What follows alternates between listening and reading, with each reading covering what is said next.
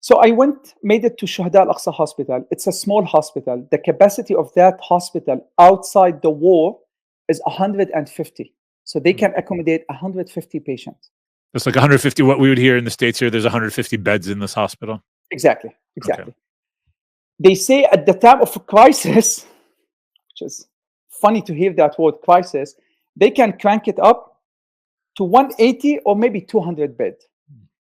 When I arrived at the hospital, there were 950 patients. 950 patients in the hospital. Those are the actual patients.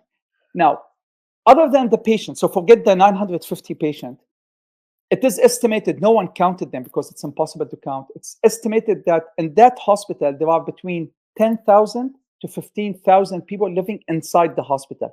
I'm not talking about the people living like outside at the gate.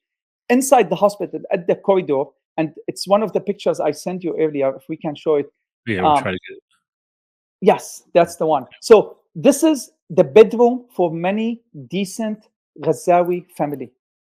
And it was extremely humbling to see that this is their bedroom. This is where they live. This is where they wake up. This is how they spend their day. So this corridor here, like this, there are anything from 10,000 to 15,000 people. And this is another picture. Yes, thank you.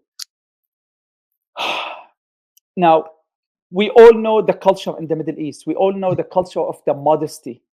And I honestly, I don't know how those families were, okay, the word okay is not appropriate, not okay, but they were somehow forced to accept this living condition. But subhanAllah, that was the only option they have for them. And those are the people who consider themselves lucky because at least they found a shelter inside the hospital. So can I ask you some question in terms of, was there running water? I mean, it seems like from the pictures there was electricity that was there. Yes. So there is running water, but very limited. So there are no showers. There are only running water in the tap. That running water is not drinkable. Anyone who has to drink water, you have two options. Me, subhanAllah, and again, that's where I feel extra guilty. I was treated as a VIP there. They will bring the bottle of water to my mattress every day. So every day I am allowed 3 bottles of water. And believe it or not, that's an extreme luxury. 3 bottles, that's a lot. Not everyone do that. Most adults, at least in the hospital, and I'm not talking adults meaning patient. I'm talking adults like nurses, local Ghazawi people. Most of them have 1. And if you are very, very lucky, you get 2 bottles of water a day.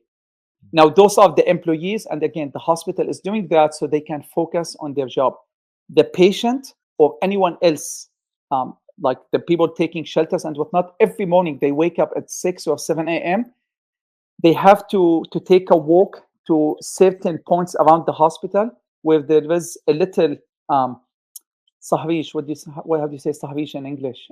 Like a tank, like a little mobile tank with clean water, drinking water. Where they go, they stand in a long line, and they send you one of the videos. You can see in the videos they're standing for long lines, waiting for their turn to take some water, which is drinkable water. So it takes anything from 2 to 5 hours to get your share of drinking water every day for any local Ghazawi. Again, for me, share of water is what are they? A gallon or 2 gallons. A gallon or 2 gallons. So usually for each adult, when they stand in the line, they can fill 1 or 2 gallons, and that's it. So if they have more, they wouldn't give it to them. They say, come back or stand at the end of the line again to get more water. But again, unfortunately, again, that's why I feel almost hypocritical describing their misery, because I didn't live any of that. I got my 3 bottles of water delivered to my pillow every day. So yeah, so we talked about electricity, running water. So shower, there was no shower. I've met so many Gazan people that we talked about wound infection, how to minimize wound infection. Many of them has not showered since October 7. And again, I went in February, so that was 3 months in. To my knowledge, that hasn't changed till now. So many of them has not taken a shower for 6-month period, which again, for me, I cannot even imagine that, but subhanAllah.